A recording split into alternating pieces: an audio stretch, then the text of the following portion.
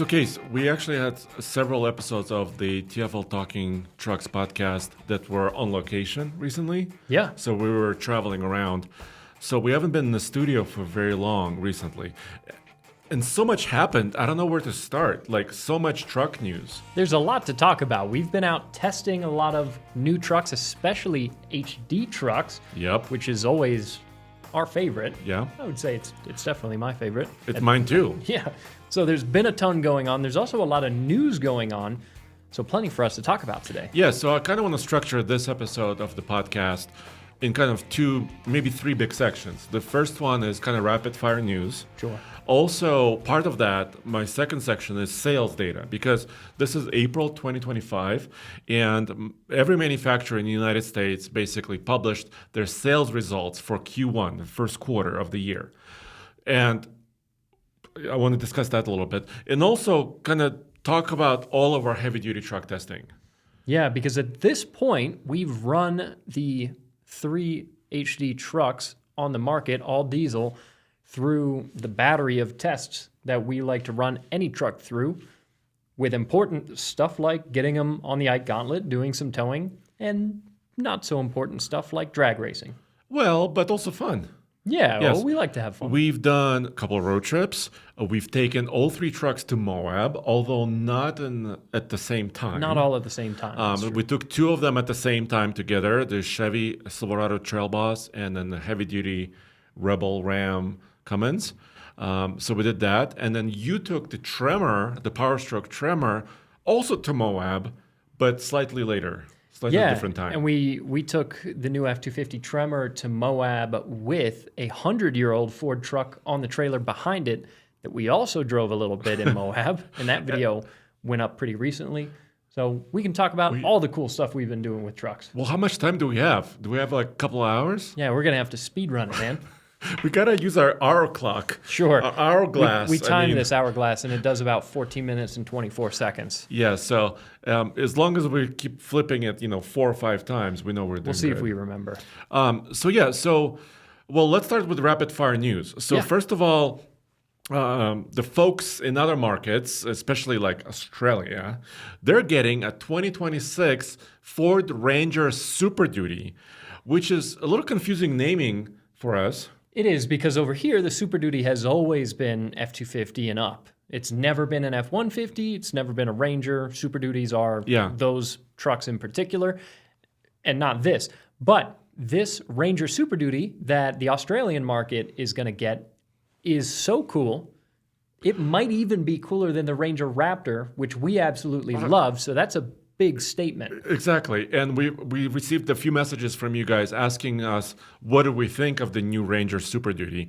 And that's what we think. It's super uber cool because, I don't know if we'll ever get a chance to drive one, because unless you and I might have to go to Australia to drive it, which I'm okay with that. If that's what you're suggesting, this sounds like this was your idea. Yeah. Twist my arm, man. I'll go. So basically, what this truck is, it's a mid-sized truck. It's still a Ranger, but it's got some heavier hubs and axles under it. Yeah, isn't this going to be 8-lug? It's 8-lug mid-sizer. On a Ranger. Bam! That's so cool. I'm raising the roof right now. It's great for a work environment, right? It specifically was built for construction, maybe mining. Look at that wheel. That's almost military looking. If you're watching it on TFL Talk YouTube channel, you will see some images of this truck. If you're just listening to us, if you're listening, you can Google along. Google along Ranger Super Duty, or just watch us on YouTube. Super cool. A lot more capability. Upwards of 10,000 pounds of towing from a mid-sizer. Which is a massive number. And to do that, they didn't just give it those 8-lug wheels. They beefed up the frame, obviously suspension.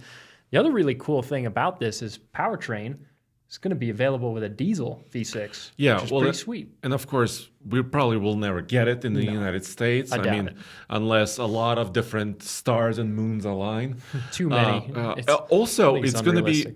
do you remember if it's going to have a manual option? I don't think so. I think that was a Tasman. Yeah, I don't think Kia I saw mention of a manual. Yeah, but nonetheless, still diesel. Yeah, the interior is just like we're used to, except the steering wheel is on the other side, maybe the wrong side of the vehicle. Yeah, and then other than the auxiliary switches overhead on the interior, it doesn't look like they did anything super crazy with the dash or the rest of the inside layout, but visually, they have distinguished this a lot because it's not only the underpinnings they've gone and changed, it's some of the exterior actual visual elements, big fender flares, like you were mentioning, some very rugged looking wheels. It sounds like it's also going to have some underbody protection. Raised air intake? Raised air intake. So this will be a vehicle that will not only be able to pull around 10,000 pounds behind it, which is awesome for a midsize truck, but it looks like a truck that would be able to hold its own on a trail.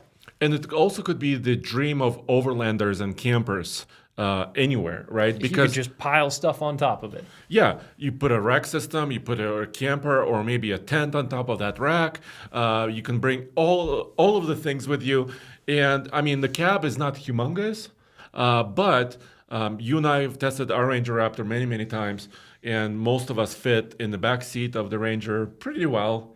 And the front seats are comfy. It's not the worst in the segment, that's for sure. And it's usable. It's like you said, it's not the biggest cab in any truck, but there's so much cool going for this vehicle.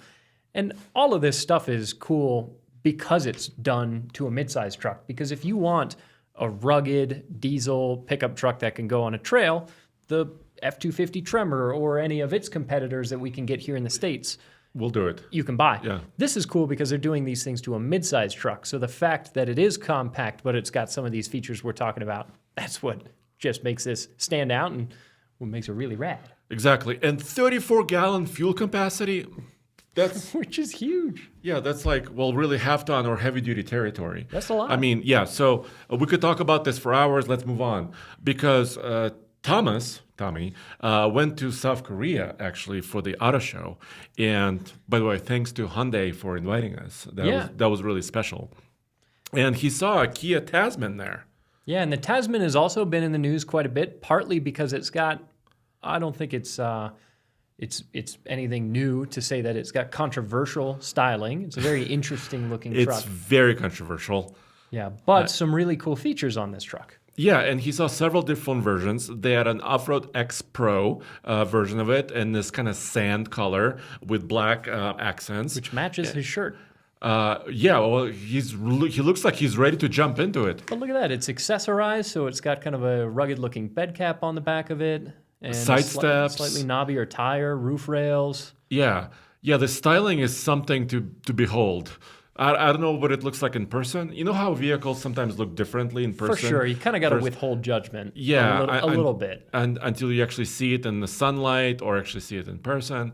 But yeah, it's kind of an odd design. It is. But on the inside, Tommy said, and he has a video about this on TFL Truck YouTube channel, very premium, very, on par with the Ranger, the Toyota Hilux, or the Toyota Tacoma, just on par with the latest and greatest in technology and in comfort features. Yeah, which is cool because you've got a rugged exterior with a lot of cladding and very boxy, but an interior that still gives you some of the design and comfort features that you want. Still a kind of boxy steering wheel, which I like, but some ambient lighting, some different textures and materials on the seats and everything that make it a little bit more of a comfortable looking truck to be in. So this is one that I would be really interested in looking at myself, just poking around it and going for a drive whenever that's possible. Yeah, we may also have to go to Australia for this one. Yeah. Hey, now our case is building. Our business case of traveling to Australia. Those videos would do well. So don't discount it. It could actually happen. Yeah, comparing different trucks that we don't get somewhere else. Oh, yes. Yeah. The Tasman, just really quick, it's a body on frame, solid rear axle, rear locker is available or optional. Tommy is like pointing to some of these buttons right now on the video. It also has a trailer brake controller integrated.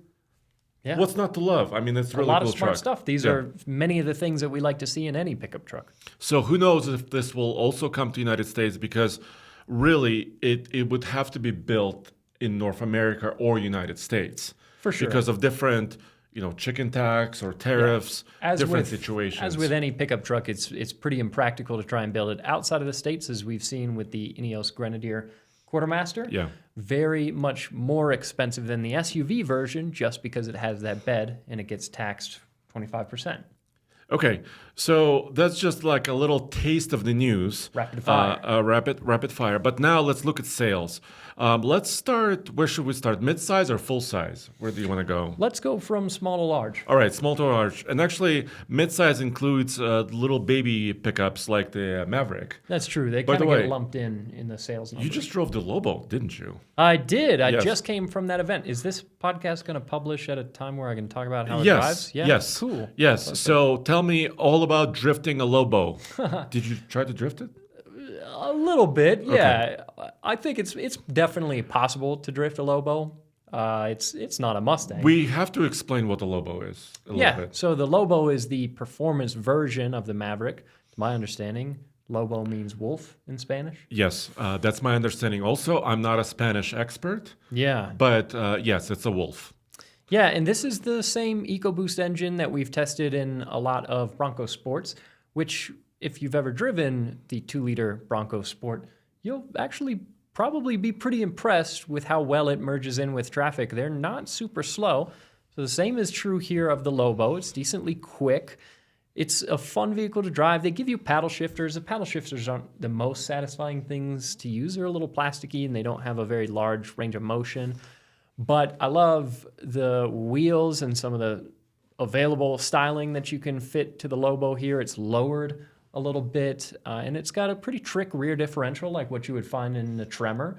So you can have some fun with the handling. It's got a bunch of different modes. One of them is a Lobo mode that they say you're only supposed to use on the track. So it's actually named Lobo for driving. And I was actually pleasantly surprised at how fun this was to drive. They set up a little autocross course for us, so I was able to hustle this truck around, and it was fun. It's not the fastest autocross vehicle in the world, but it handles well enough, doesn't have tons of body roll, reasonable amount of grip, and pretty responsive and adequate power output, that this on an autocross was at least a good time, if not blazingly fast. Yeah, so you mentioned like the rear differential, the trick, basically clutch-based. Yeah. On the Tremor, on the off-road versions, it's used as a locker, right? As a locking differential. And you would have loved it. They had a cutout of it at the event.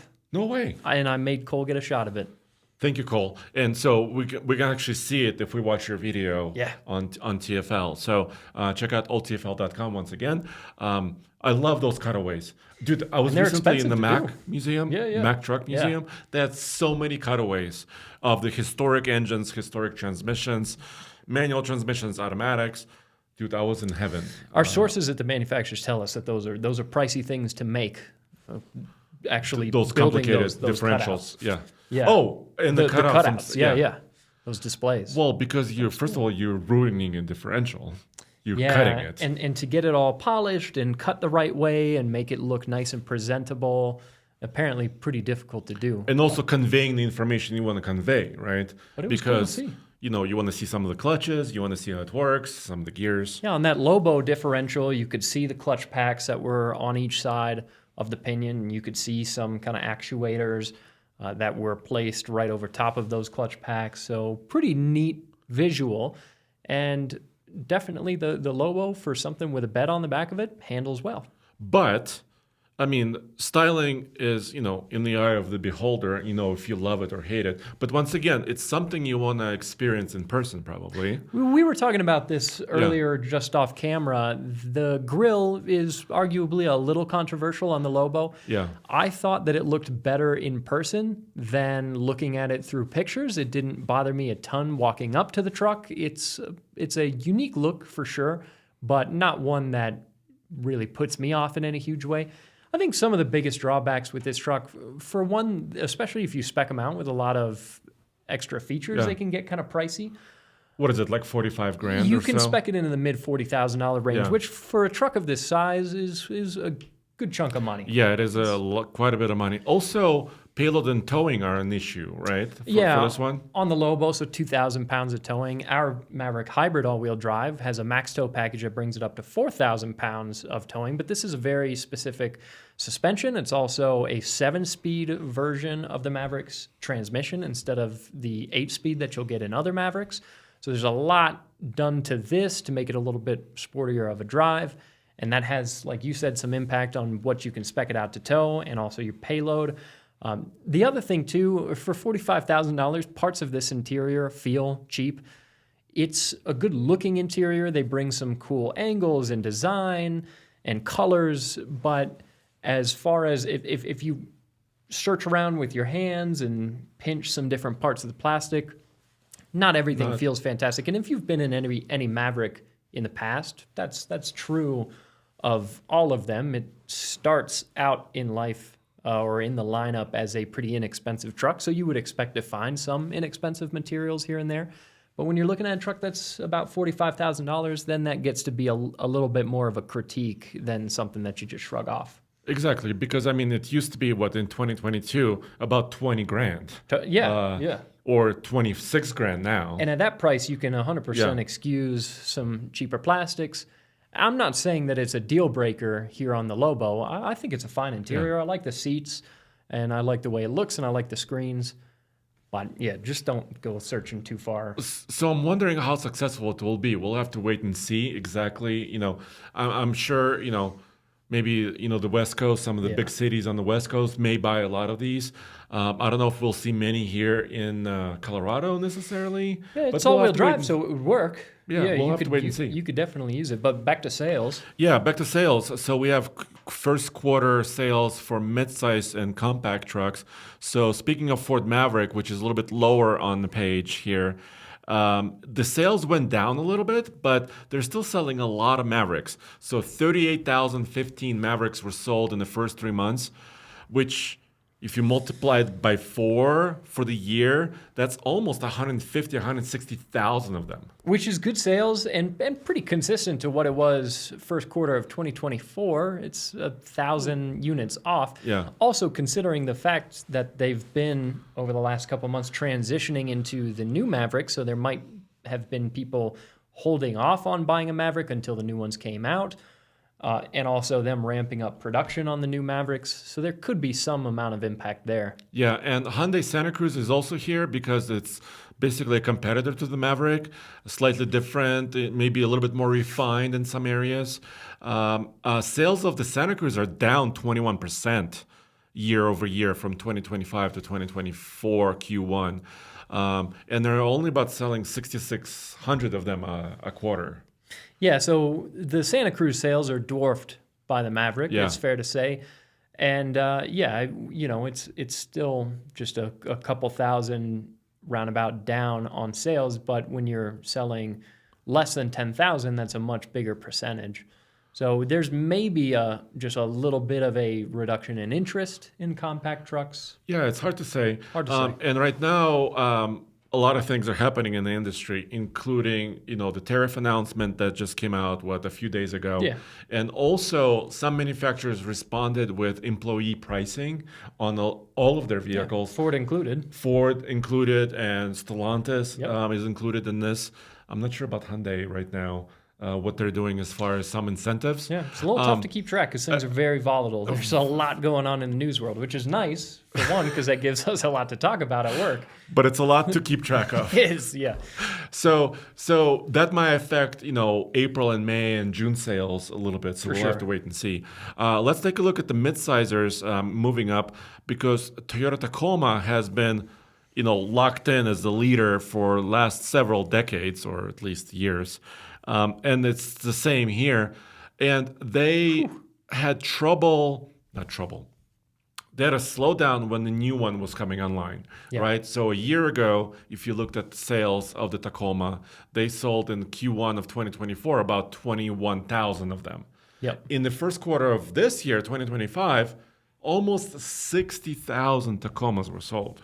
Yeah, and there generally seems to be increased interest in mid-sized trucks.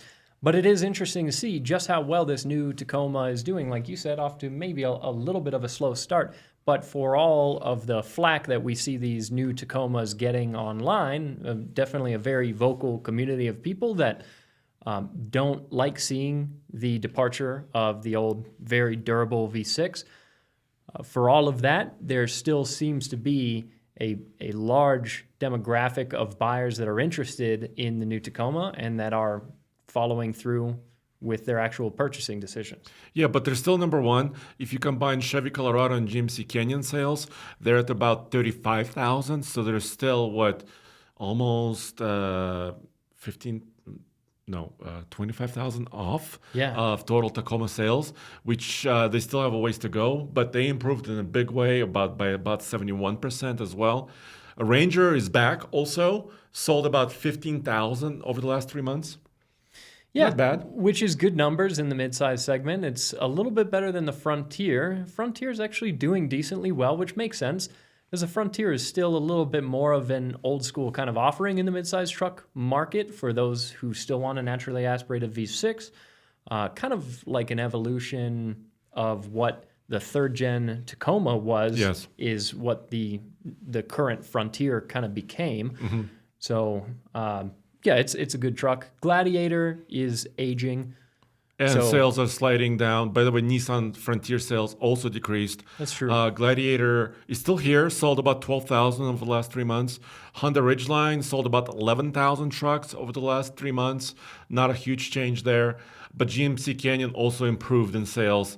And it's almost knocking on the door of the Ridgeline and the Gladiator as far as numbers are concerned. Yeah, the Colorado definitely the bulk seller between GM's midsize trucks. Yeah, and overall the market improved by 49% as far as midsize trucks in the US, 2025 versus 2024. That's a huge improvement. I think it's driven by several factors. I mean, it's kind of hard to say, but probably price is one, because if you cannot afford a heavy-duty truck or a full-size truck, the next truck you could afford probably is a midsize truck. Yeah. So it kind of makes sense that the midsize segment is currently has a lot of life in it. Yeah, and as capability goes up on mid-sized trucks, they suit more and more people's needs. Those tow ratings always climb up slowly, gradually over time, as do the payload figures.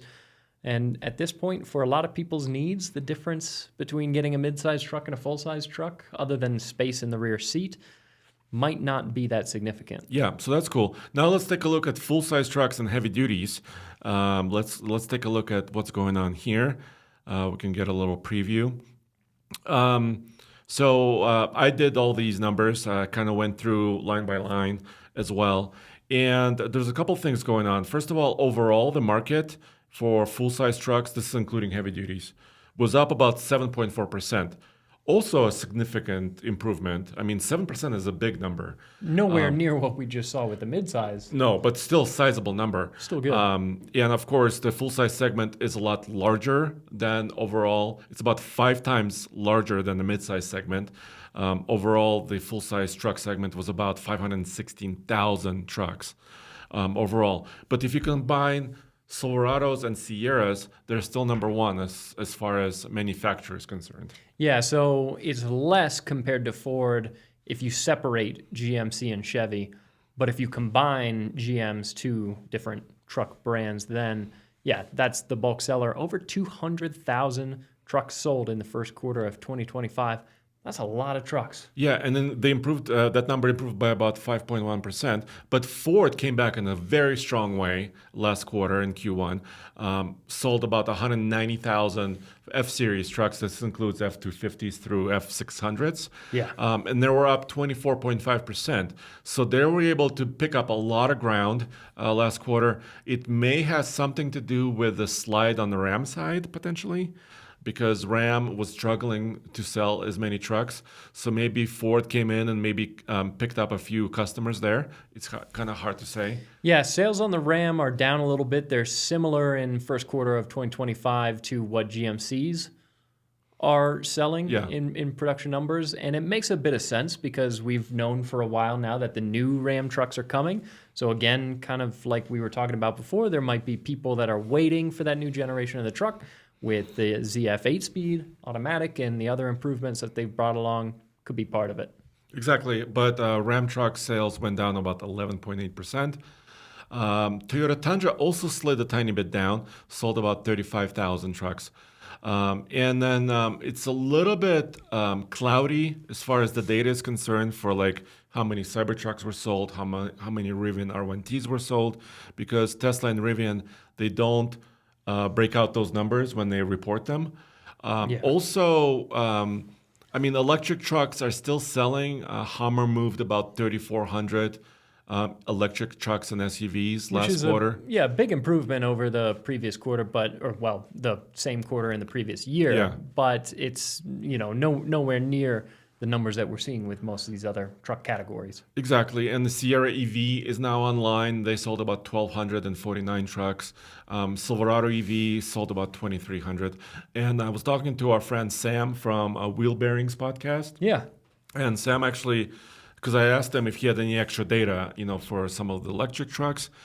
He said not quite yet. He's still waiting for some of the registration data to come in. Because that's the only other way we can estimate that number.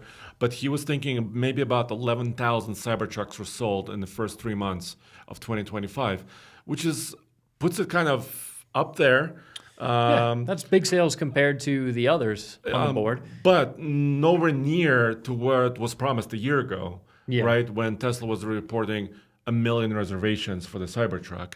So 11,000 in 3 months is a completely different number. And then finally, we've got HD trucks, right?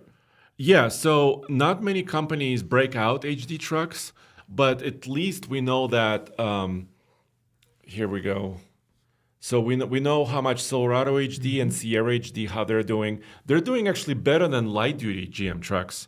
They're improving sales, which is something to take note of. And also Sierra light-duty improved a lot more than the Silverado light duty. So it looks like a lot of customers are preferring the Sierra over the Silverado. Yeah, and that could come down to styling. Hard to say. Yeah, and maybe some people prefer just more comfort and a more fancy truck. Maybe it's a business expense for some of the customers choosing that truck. So it's kind of interesting. Ram heavy duty, like you said, it's a turnover time. So they were down about 12.6% for the quarter. So all these numbers are at TFL site. If you want to read about it in detail. Yeah. So if you want to see a little bit more detail, but we gotta switch gears a little bit and talk about our heavy duty truck testing. Because there's been a lot of it recently. I figure maybe we should start out, if sounds good to you, with probably the most important bit of HD truck testing that we did recently, which would be the Ike. Yeah, because this is kind of where the rubber meets the business. Because heavy-duty trucks are about pulling trailers, primarily, right? You wouldn't buy a heavy-duty pickup truck just to commute to work, Just seeing that image, I get the song in my head.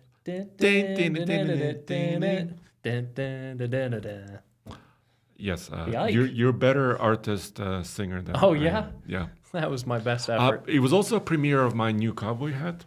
Yeah, you got a new one. Yeah, nice. But that's beside the point because I couldn't find a hat that fits my. Finally invested in a cowboy hat. That's one to keep. Yeah, and you know what was really upsetting? Mr. Truck didn't like it. But it's a personal thing, Yeah, man. You not can't please everyone. Not everybody will like everything. Yeah. So I like your hat. I think it's so cool. iGauntlet, we've been doing it for 13 years approximately. Long time. We call it the World's Toughest Towing Test because it's running over 8-mile stretch of the I-70 Eisenhower Tunnel grade. And it's a 7% grade, which we talked in the previous episode about doing Davis Dam versus the Ike and the differences there. But really, I would say this is a little bit tougher because of the higher elevations and also the consistency of the grade. There's not a lot of flat spots. Especially on the downhill. Davis Dam is not too difficult on the downhill. The Ike on the downhill, getting your truck and trailer combination to maintain a certain speed without having to ride your brakes the entire 8 miles downhill, which you don't want to do for obvious reasons, is very difficult at that grade, especially when you're towing the maximum that you're rated for. These HD trucks all have pretty different enough max tow ratings that we weren't going to do the absolute max that they were rated for. Plus, doing a super hike like that, especially with 3 trucks in a single day, would be pretty difficult to do. Already, this test between these 3 trucks pulling the same trailer in one day, I don't think you guys got back to the office until 8 o'clock or something? Well, yeah, I think we got back at like 6:30 p.m., but the trailer was still loaded, so I had to go back to the ranch and actually unload it. That's a 12-hour day. So, yeah, that's difficult enough. And really one of the reasons why we didn't pull like, I don't know, 18,000 pounds or something like that, which we could have, is because, I'm sorry to say, the payload rating on the heavy-duty Rebel was a little bit lowish. So that was my only primary issue with the new Cummins powered Ram truck for 2025 is in the 2500 series, specifically 2500s. I'm not talking about 3500s, but for 2500s, the payload numbers are way lower than I expected. And I think it has to do with the suspension design and kind of the focus that Ram gives that truck, especially the heavy-duty Rebel, which is a little bit more focused on off-road capability. But yeah, that was a little disappointing. Like you've said in the past, the 3500 Rams, the new 3500 Rams are much more competitive with the Fords and with the Chevys in their payload figures. 2500 is not as much, and especially when you've got a very luxurious and also slightly off-roady model. The cool thing is that all of the trucks that we tested on the Ike and all the other tests that we did, drag racing and off-roading, they're all very similarly spec'd. Ford was a Tremor, the Ram was a Rebel, and the Chevy is a Trail Boss. So they're all the kind of mild, rugged trims that you can get on HD trucks, and all diesels, of course. And I want to thank, obviously, Ford gave us a loan of the Tremor F-250. Chevy we own personally, so it's a company truck. And of course, Ram gave us a loan of the Ram Rebel. Yeah. But I specifically constructed it this way, as much control as I had, so it wasn't like, I don't know, like a street version of the truck versus an off-road version of the truck, right? Well, because we want to do a combination of things with our testing, and the nice thing for some of the disadvantages you get, the upside with the off-road trims on the HD trucks is that we can also test them on the trail. We know it's not the primary thing that these trucks are designed to do, but it is still something that people do, and it's something that people are interested to see and know about, so it's testing that we want to do, if nothing else, for our own entertainment. Well, yeah, but also it's a growing popular segment. And also, like, let's just talk about the Trail Bus just for a second. A lot of the bits on the Trail Bus, other than the pretty great BFG KO3 tires, are kind of cosmetic. The wheels are, painted black. And they're 20-inch wheels. They're 20-inch wheels, just like the Rebel. Big wheel. There's painted bumpers. There is some stitching. There's a painted grille. There's red tow hooks on the Chevy. So a lot of those items are cosmetic, not very functional. It's still a functional vehicle overall, of course. But, and I was wondering, why is this, it's because they sell, the image of the truck is important. Yeah. You want to walk up to the truck or leave the truck in the parking lot and be proud of it, right? And I get that. If you're spending a lot of money on a truck, I would want it to look good too. If it's just going to be a company vehicle, then it can be basic, work truck white, vinyl floors. Maybe a chrome bumper or the something. Most basic wheels and everything. Yeah. Cool, yeah, no problem, because that's a company vehicle. But if it's something that you're buying to do work and do the things that you need a truck to do, but also to be take your vacations. Personal vehicle that you are hopefully excited about, if you're going to spend that kind of money on it, then it might as well look good too. So definitely a lot of cosmetic features, but some nice actual upgrades as well. The Trail Boss has kind of a G80 style rear locker. Yeah, so it's not a selectable locker. Yeah, the other two have selectable rear lockers. Exactly. And since let's finish the Ike. Sure, just a second. Yeah, for sure. Because we're kind of we're drifting into... We're getting into off-road territory. We're drifting into off-roading. So the video we published is 48 minutes long. It's a sizable video, and it's because Mr. Chuck and I and the team, we really wanted to give as much detail as we possibly could. There's a lot of runs up and down. We reviewed receiver hitches on all three trucks. They're all very, very good. It's very rare where Mr. Truck and I agree Yeah. on a lot of stuff, but we agreed the hitches are very easy to use. And I think maybe manufacturers were listening to some of our comments over the last 13 years about some of these items, and they're doing really, really well.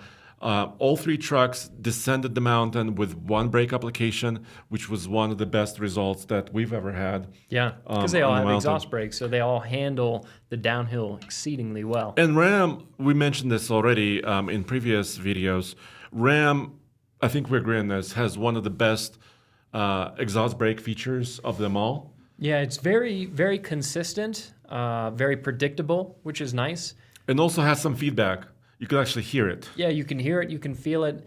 I feel that the Ram exhaust brake slows you down the most aggressively. So even if you found yourself on maybe a slightly steeper grade, it might start to do even a little better than the exhaust brakes on the other two. But the other two as well have some pretty major things going for them.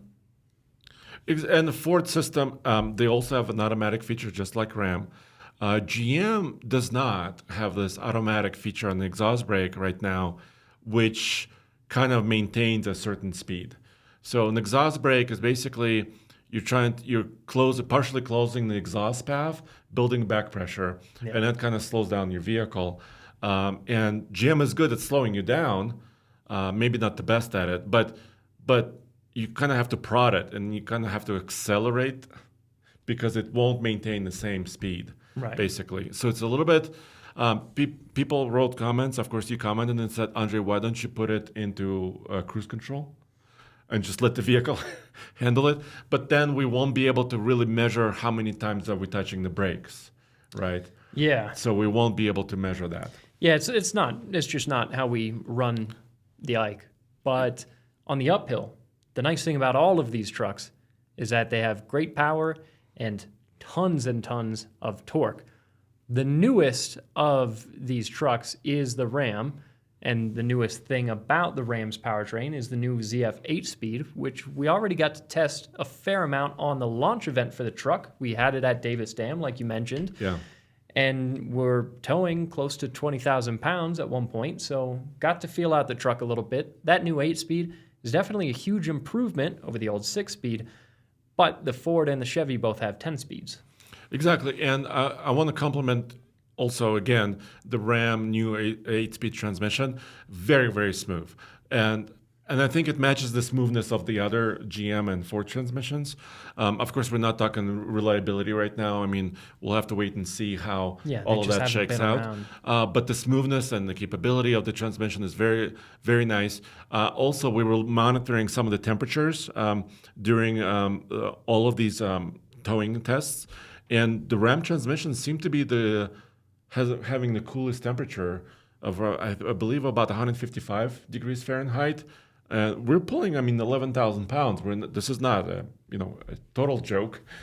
So the trailer is actually sizable. We're pulling a skid steer, which is a lot of people use for, projects around your farm, maybe construction projects. So it's kind of predictable amount of kind of a trailer load. And yeah, I just love the new transmission in the Ram. Really nice. But here's some data. So the Ram happened to be the most efficient up the mountain at 4.9 mpg. Remember, this is pulling 11,000 pounds, almost full throttle a lot of the time for 8 miles. Yeah. So these numbers, overall are not super high, but they're compared to the Chevy Duramax at 4.6 and the Power Stroke at 4.8. So the Cummins was just a tiny bit more efficient on the way up the mountain, but it didn't accelerate quite as quickly as that big monster Power Stroke.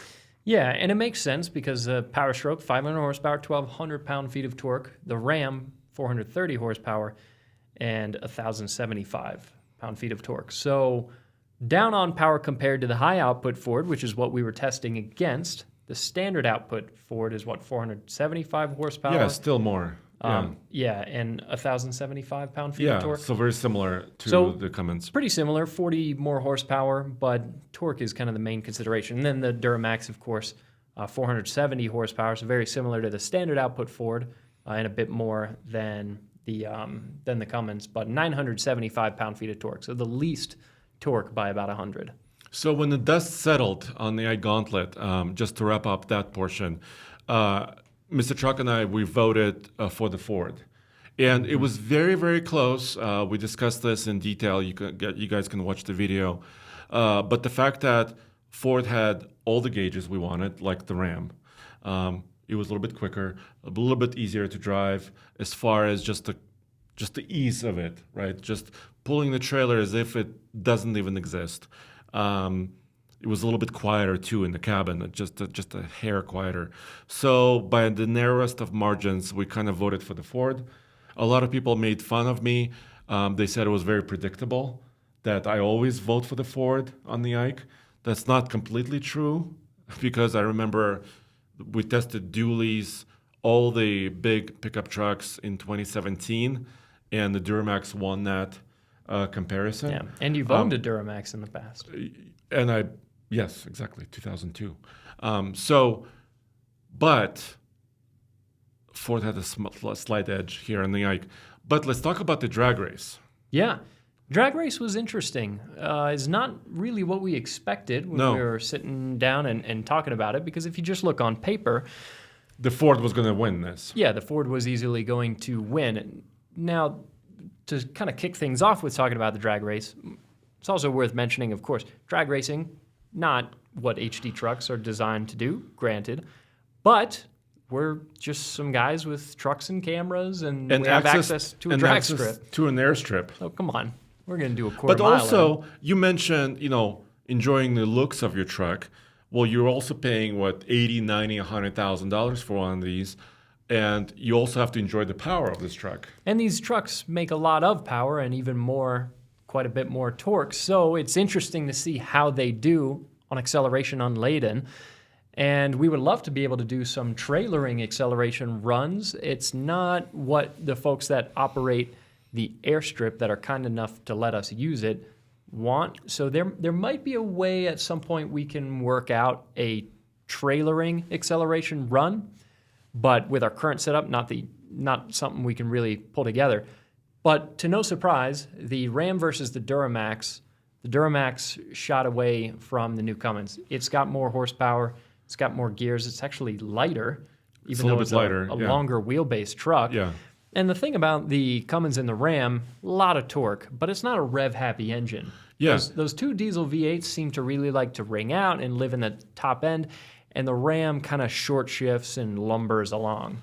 Well, by revving out, you're talking about like 3,500 RPM. Yeah, they're not hitting 10K. They're not Formula One cars. But the Cummins likes to shift before 3,000. Yeah. It's really a straight six.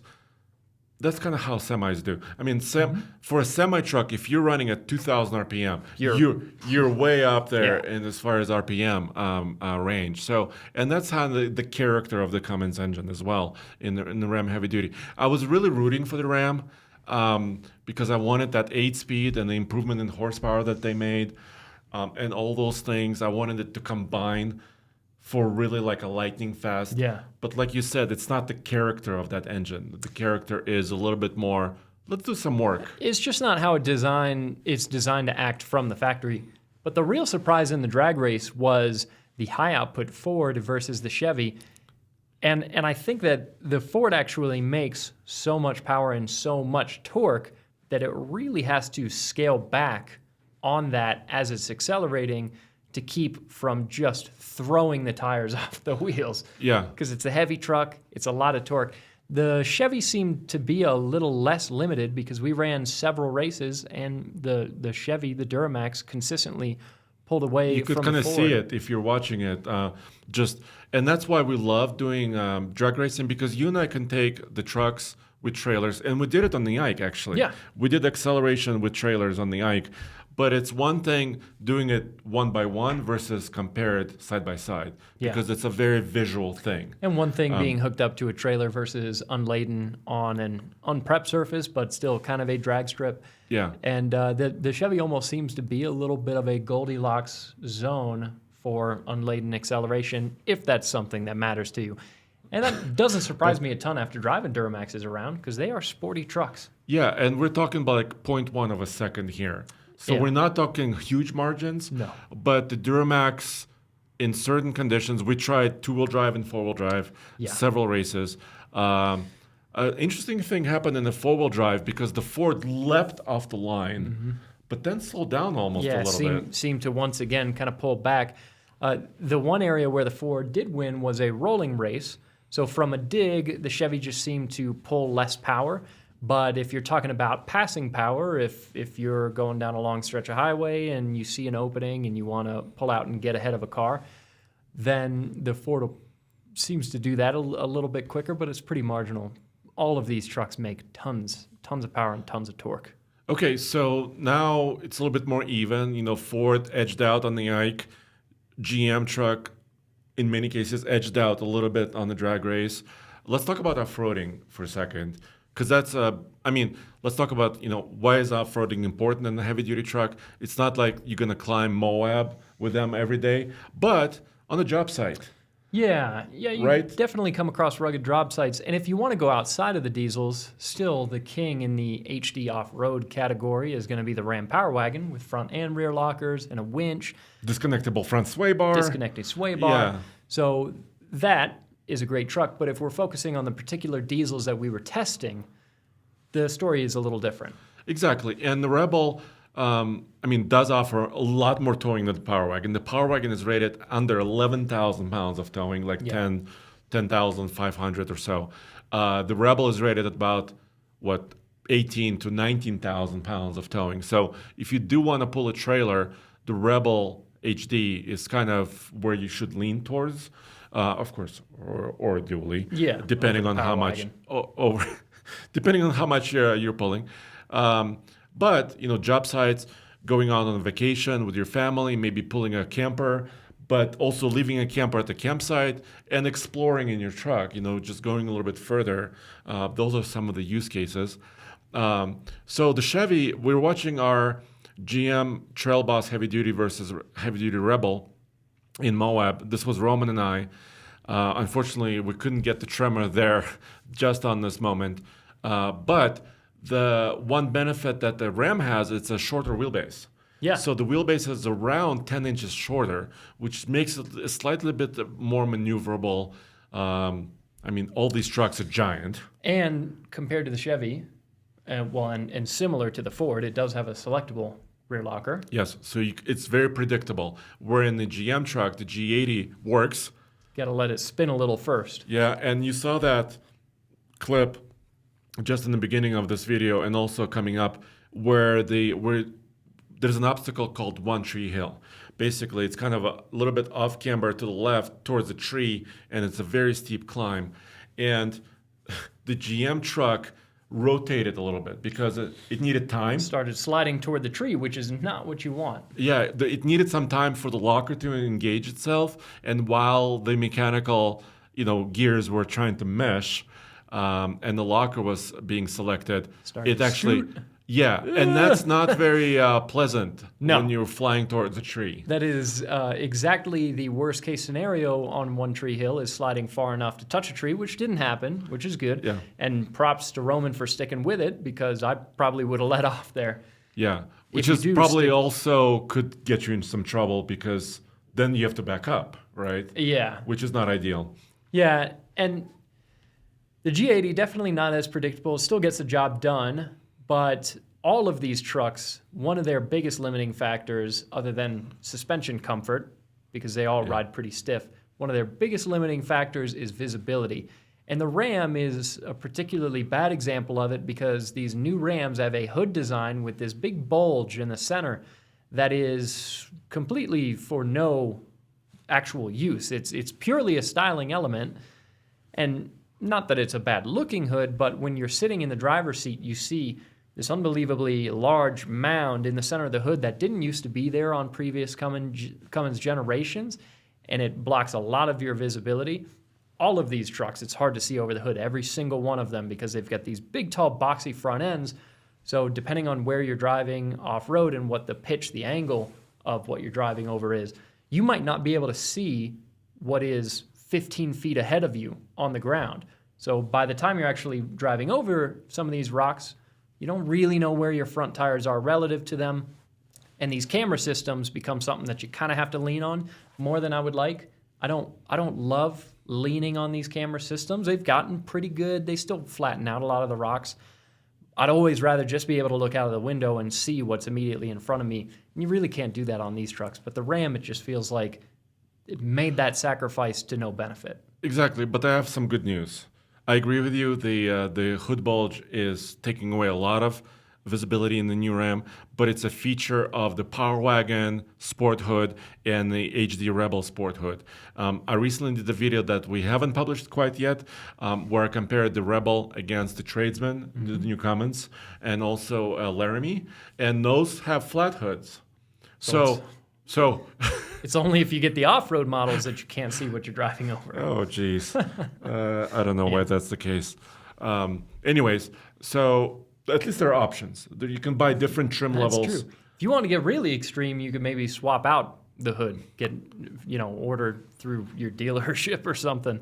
Yeah. Get a different hood, because the hood scope on the Ram is not functional. I mean, it would be one thing if it was functional. And if it served a purpose. Yeah. If the motor was actually so big it needed a hood bulge, or if the intake was built into that. But that vent on the front of that hood is closed. It doesn't open up. So it's aesthetic. Engine bay. It's purely cosmetic, yeah. Anyways, so I would say, gosh, it's really hard to pick a winner off-road.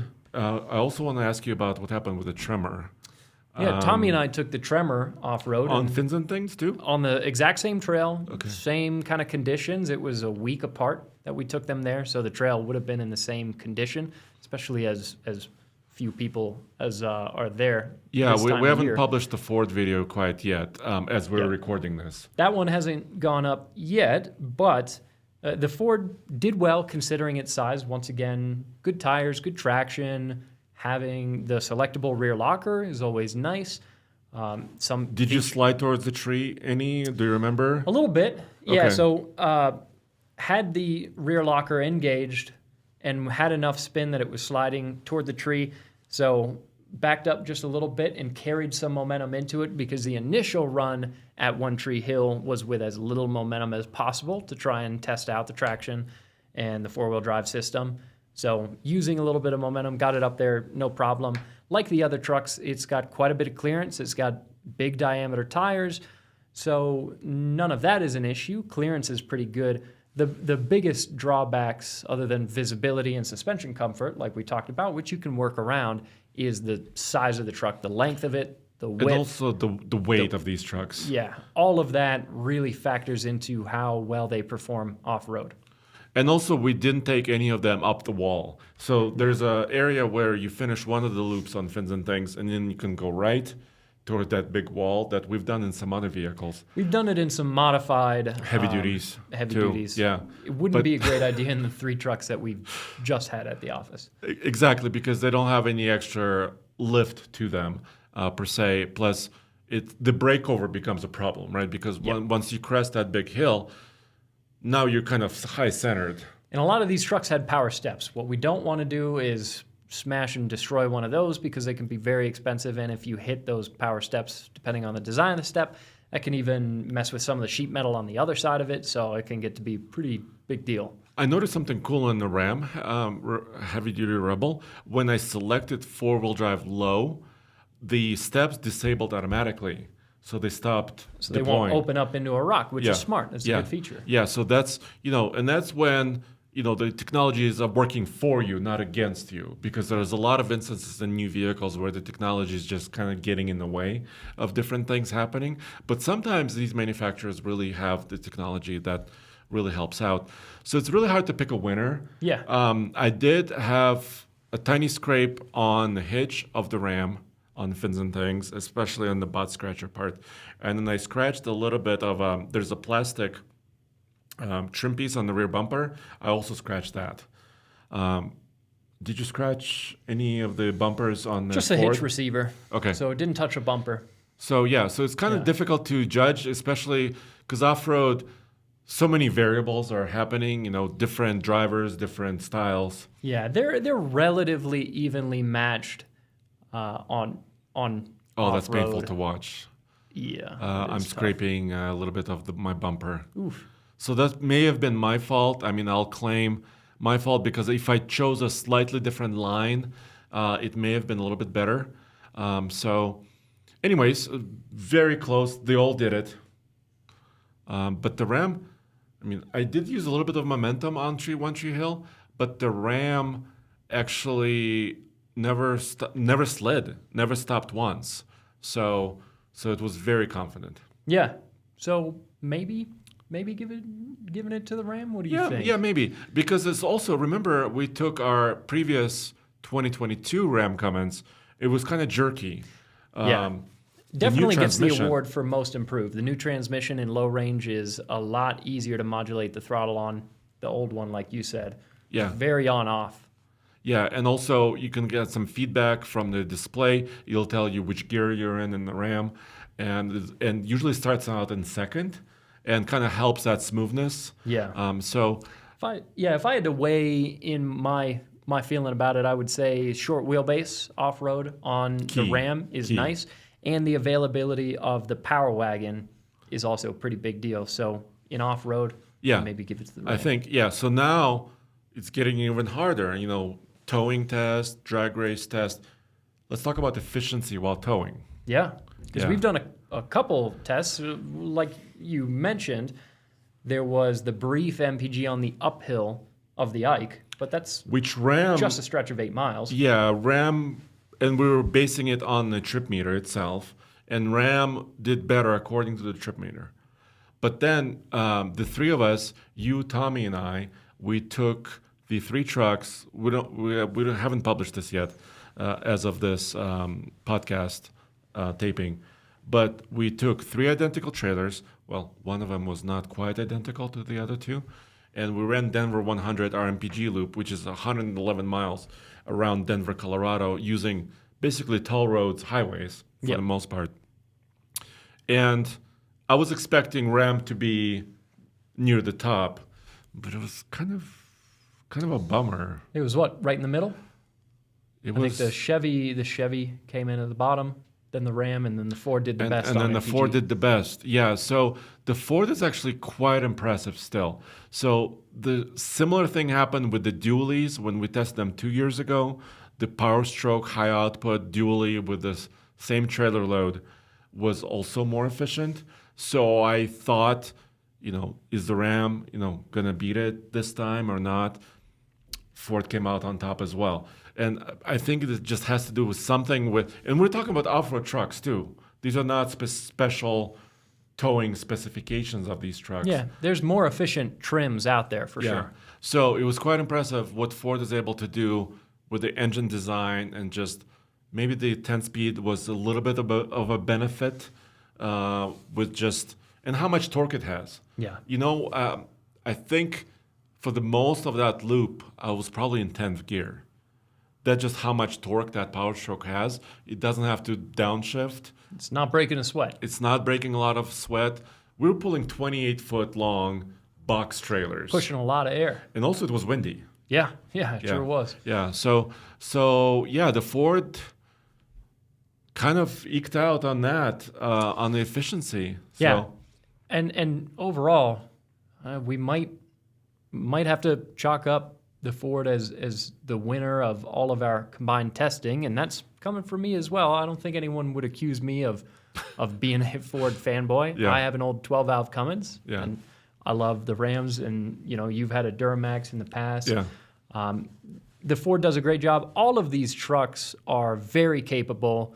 They're very evenly matched in most areas, so you really can't go wrong with any one of them. It depends on what particular features, what particular looks and trim packages and qualities in a truck that you like. Do you want a slightly shorter wheelbase and something that's easier to store somewhere? That might draw you to the Ram.